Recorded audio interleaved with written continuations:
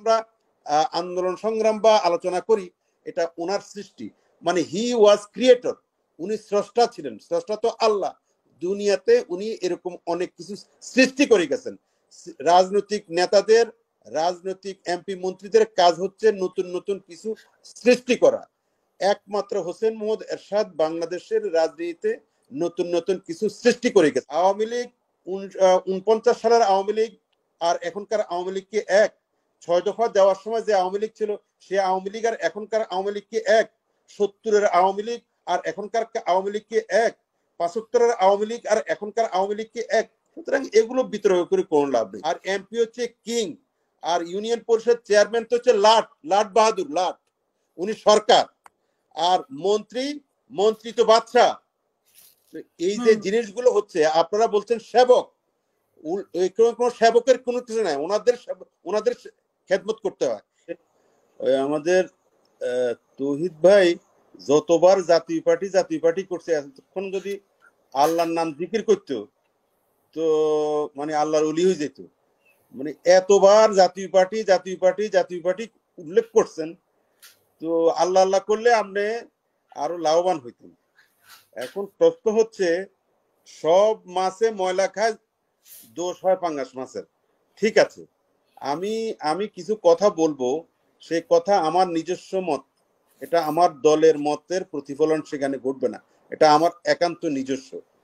দলের সাথে আমার অনেক কিছু হয়তো মিল নাও হইতে পারে, এটাই স্বাভাবিক।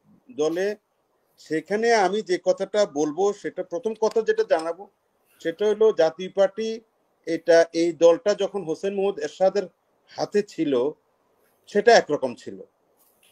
উনি যখন মারা গেলেন, তখন জাতীয় পার্টির আরেকটা এরা শুরু হয়েছে। উনি যখন জীবদ্দশা ছিলেন, তখন জাতীয় পার্টি একরকম, তখন জাতীয় পার্টির রেলিভেন্স এই দেশে একরকম ছিল। এই কথাটা তৌহিদ ভাই, আমি জানি না, যারে দেখতে নারী তার চলন বাঁকা, নাচতে না জানলে উঠান বাঁকা। আপনি হয়তো কোনো কারণে জাতীয় পার্টির কর্তৃক আহত হয়েছেন, নিগৃহীত হয়েছেন, অপমানিত হয়েছেন, হইতে পারেন, হইতে এটা রাষ্ট্র পরিচালনা করতে অনেক কিছু হইতে পারে, বা কোনো কারণে আপনি অসন্তুষ্ট, সেই কারণে আপনি যে কথাটা বলছেন,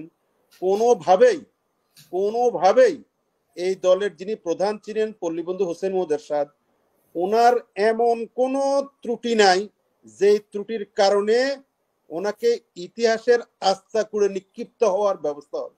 আপনারা ইতিহাসের আস্থা করতে নিক্ষিপ্ত হবে, উনি হয় নাই। উনি মৃত্যুর আগ পর্যন্ত বাংলাদেশের রাজনীতিতে জাজ্জল্যমান ছিলেন। বাংলাদেশের রাজনীতি এখন জনগণ তো বলবে যে জাতীয় পার্টিকে আমরা অলরেডি আস্থা করে নিক্ষেপ করেই দিয়েছি। আমি বলছি, আমি বলছি দুইটা ভাগ করি। জাতীয় পার্টি ওনার হাতের জাতীয় পার্টি আর এখনকার জাতীয় পার্টি, আমি শুরুতে আপনাকে বলছি। তো সেই জাতীয় পার্টি বাংলাদেশের গৌরবোজ্জ্বল অধ্যায় সৃষ্টি করেছে, বাংলাদেশে অনেক সংস্কারমূলক কর্মকাণ্ড করে বাংলাদেশকে দিশা দিয়ে গেছে, দিশা যেটা ফলো করতেছে পরবর্তী প্রত্যেকটা সরকারই। বাংলাদেশকে একটা উপজেলা সিস্টেম চালু করে দিয়ে, যে উপজেলা নিয়ে এখন আমরা আন্দোলন সংগ্রাম বা আলোচনা করি, এটা ওনার সৃষ্টি। মানে হি ওয়াজ ক্রিয়েটর, উনি স্রষ্টা ছিলেন। স্রষ্টা তো আল্লাহ। দুনিয়াতে উনি এরকম অনেক কিছু সৃষ্টি করে গেছেন। রাজনৈতিক নেতাদের, রাজনৈতিক এমপি মন্ত্রীদের কাজ হচ্ছে নতুন নতুন কিছু সৃষ্টি করা। একমাত্র হোসেন মোহাম্মদ এরশাদ বাংলাদেশের রাজনীতিতে নতুন নতুন কিছু সৃষ্টি করে গেছেন, ইতিহাস সৃষ্টি করেছেন, এটা আর কেউ করতে পারে না। এই একটা অধ্যায় গেল। সুতরাং ওনাকে স্বৈরাচার বলা মানে হচ্ছে আপনার নিজের সাথে নিজে গাদ্দারি করা। আপনি এখন এই মুহূর্তে দাঁড়ায়া আপনি নিজেকে নিজে স্বৈরাচার বলছেন, এটা গাদ্দারি হবে। এটা নিয়ে আমি আর কথা বলছি না। এরপরে আসেন পরবর্তী জাতীয় পার্টি। পরবর্তী জাতীয় পার্টিকে কেন্দ্র করে এখানে অনেক খেলাধুলা হয়েছে, অনেক কি ষড়যন্ত্র হচ্ছে। যে ষড়যন্ত্র বর্তমান জাতীয় পার্টির যে নেতৃত্ব, সেই নেতৃত্ব অনেক ক্ষেত্রে ধারণ করতে পারেনি হয়তোবা, যার কারণে আমরা অনেকেই সেটা, কারণ এরশাদ ওয়াজ এরশাদের কোনো তুলনা হয় না। উনি অনেক কিছু করতে পারছেন, উনি অনেক কিছু দিতে পারছেন, কিন্তু পরবর্তীতে বাংলাদেশের রাজনীতিতে টিকে থাকতে হইলে অনেক ধরনের অনেক গুণের সমন্বয় লাগে, অনেক কিছু লাগে। এটা হয়তোবা আমাদের পরবর্তী নেতৃত্ব সেটাতে কিছু ঘাটতি থাকলেও থাকতে পারে, যার জন্য এই যে আপনারা অনেক কথাগুলো বলছেন এখন সেটা আমাদেরকে শুনতে হচ্ছে। আমরা বর্তমান সরকারকে সাহায্য সহযোগিতা করছি, কোনো সন্দেহ নাই। আমাদের কারণে এই সরকার টিকে আছে, কোনো সন্দেহ নাই। এটা একটা প্রকাশ্য দিয়ে বলার মতো সত্য, কোনো সন্দেহ নাই। কিন্তু এই সরকার এই সুযোগটা নেয় নাই। এখন রাজনীতি তো প্রবহমান বহতা নদীর মতো, এটা তো এক জায়গায় বসে থাকে না। তহিদ ভাই, আপনি তো বললে এটা এক জায়গায় বসে থাকে না, পলিসি একটা না। আওয়ামী লীগ 49 সালের আওয়ামী লীগ আর এখনকার আওয়ামী লীগ কি এক? 6 দফা দেওয়ার সময় যে আওয়ামী লীগ ছিল সে আওয়ামী লীগ আর এখনকার আওয়ামী লীগ কি এক? 70-এর আওয়ামী লীগ আর এখনকার আওয়ামী লীগ কি এক? 75-এর আওয়ামী লীগ আর এখনকার আওয়ামী লীগ কি এক? সুতরাং এগুলো বিতর্ক করে কোনো লাভ নেই। রাজনৈতিক দলগুলো তাদের পলিসি নির্ধারণ করে সময় এবং চাহিদার পরিপ্রেক্ষিতে। সুতরাং জাতীয় পার্টিও তার সময় এবং চাহিদার পরিপ্রেক্ষিতে তার যা করা দরকার সেটাই করবে, এটা আমার বিশ্বাস। এবারে আমি যে কথাটা বলতে চাইবো, এখানে বিতর্ক করে কোনো লাভ নেই। জাতীয় পার্টি তো একটা, আপনি যে বললেন যে বিরোধী দল, আমি তো এখন এই মুহূর্তে বলবো যে এই দলটা বাই চান্স বিরোধী দল হয়ে গেছে, বাই চান্স বিরোধী দল। এটা আমি বলছি, স্বীকার করতে কোনো দ্বিধা নেই। কেন বাই চান্স বিরোধী দল? এখন বিএনপির মতো একটা বড় দল 2014-তে আসলো না, 2018-তে আসিও না আসার মতো, তো শূন্যস্থান তো পূরণ থাকে না, একটা তো কিছু হয়। আর ছোটখাটো দলগুলো আমরা তো আর বিএনপির মতো দল ছিলাম না। সুতরাং আমরা সেই সুযোগটা নেওয়ার চেষ্টা করেছি এবং চেষ্টা করে দেখেছি কিছু করা যায় কিনা, দেখি আওয়ামী লীগরে মানুষ করা যায় কিনা। ও অমানুষের হয়ে গেছে, ও রাক্ষসে থেকে যাবে, ও খোক্ষস থেকে যাবে, ও ও বাকশালী ভূত তার মাথা থেকে তাড়ানো যাবে না। আমরা চেষ্টা করছি বাকশালী ভূত তার মাথা থেকে তাড়ানোর জন্য, সে যাতে সমস্ত কিছু গিলে না খায়। একটা আমরা না আসলেও সে গিলে খাইছে সবকিছু, সে ব্যবসা গিলে খাচ্ছে। আজকে বাংলাদেশে আপনাদেরকে তো দোষর বললো, ব্যারিস্টার সুমন তো দোষর বললো তাদের। না, আমি বলছি, হ্যাঁ, ব্যারিস্টার জুমন যে প্রসঙ্গে বলছে আমি সেটা বলছি। সেটা হচ্ছে এই বর্তমান সরকার যেভাবে বাংলাদেশের গেইন, বাংলাদেশের সুযোগ সুবিধা এবং বাংলাদেশকে গিলে খাচ্ছে, একমাত্র তাদের সম্পদ মনে করছে এবং তাদের তাদের তাদের তারাই একমাত্র এটা লিজ নিয়েছে, এরকম এই অবস্থা থেকে আমরা কিছুটা ছিনে নিতে চাইছিলাম, কিন্তু পারা যায় নাই। আমাদেরকে তারা নস্যি মনে করে, আমাদেরকে যে এতটা বছর আমরা তার সাথে ছিলাম, আমাদেরকে তারা মনে করে না, আপনারা মনে করাই দিচ্ছেন যে আপনারা আসলে নস্যি। আচ্ছা, এতে এতে এতে অনেকে অনেক কথা বলবে, আমাদের নেতৃত্বের দুর্বলতা বলবে, অনেকে অনেক কথা বলবে, আমি এসব বিতর্কে যেতে চাচ্ছি না। আমি এবার যেটা বলবো, আপনি একটু আমাকে একটু 2 মিনিট সময় দিয়েন। সেটা হচ্ছে যে আমাদের পার্লামেন্টে যে ব্যারিস্টার সুমন একটু ওই যে নতুন পাখা গজাইছে, তো নতুন এমপি হয়েছে, তারপরে আপনার ফেসবুকের এমপি কয় ওনারে আর কি, ফেসবুকের এমপি হয়েছে, ভালো, ওনার উদ্দেশ্য ভালো আছে। রাজনীতি অনেক সময় উদ্দেশ্য ভালো থাকলেও কাম হয় না। রাজনীতি এটা একটা ছেলে খেলা না, এটা একটা মেধার খেলা। এটা আপনি মুখে যা আইবেন তাই করবেন, চিন্তা ভাবনা করবেন না। সে ইয়াং আছে, সে চিন্তা ভাবনা করে, তাকে পার্লামেন্টে প্রসিডিংস আছে, পার্লামেন্টে ডেকোরাম আছে, অনেক কিছু আছে, এগুলো ফলো করে তাকে। তারপরেও সে সত্য কথা বলছে, সে মিথ্যা বলে নাই, সে সব কথাই সত্য বলছে। কিন্তু কথা হচ্ছে, আমি যে সে যে যে কথাটা মুজিবুল হক চুন্নুকে দিয়ে বলতে চাইতেছে, আমি মুজিবুল হক চুন্নু কে বলবেন কেন? আমরা বাংলাদেশের বলেন তো এমপি, মন্ত্রী, চেয়ারম্যান, উপজেলা চেয়ারম্যান, ইউনিয়ন পরিষদ চেয়ারম্যান, মেম্বার, আপনি এদের নাম শোনার সাথে সাথে মানুষ মানে একটু নড়ে চড়ে বসে। আপনি এমপি মানে কি জানেন? আমি আপনাকে বলি, আমি এমপি ইলেকশন করছি 3 বার। মানুষ এমপি এই অবস্থা হয়ে গেছে গা যে এমপি মানে হচ্ছে কি সে কিং, আর উপজেলা চেয়ারম্যান হচ্ছে মানে আনক্রাউন কিং, মানে সে হচ্ছে মুকুটহীন সম্রাট, আর এমপি হচ্ছে কিং।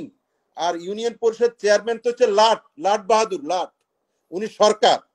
আর মন্ত্রী তো বাদশা। এই যে জিনিসগুলো হচ্ছে, আপনারা বলছেন সেবক, কোন সেবকের কোনো কিছু নাই, ওনাদের খেদমত করতে হয়। এখন যেখানে বাংলাদেশে এই অবস্থা চলছে, মানুষ সেখানে ভোটাধিকার প্রয়োগ করবে কোন কারণে?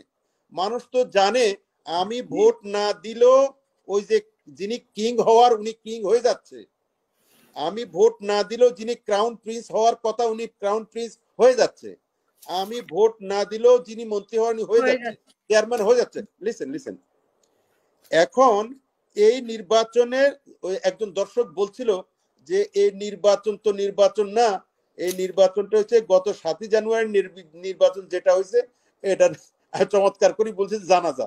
মানে এই জানাজা হইতেছে নির্বাচন, আর 7ই জানুয়ারি নির্বাচনে এই নির্বাচন মারা গেছে। 7ই জানুয়ারি নির্বাচনের সময় নির্বাচন মারা গেছে, আর এখন যে নির্বাচন উপজেলা নির্বাচন হচ্ছে, নির্বাচনের জানাজা হচ্ছে। তো এই জানাজা পড়া এটা ফরজে কিফায়া না, এটা হচ্ছে গিয়ে সুন্নতে মুআক্কাদা এরকম কিছু। মানে যদি পড়লে তো পড়লো, না পড়লে কোনো অসুবিধা নেই। এখন মানুষ তাড়াপড় করছে না।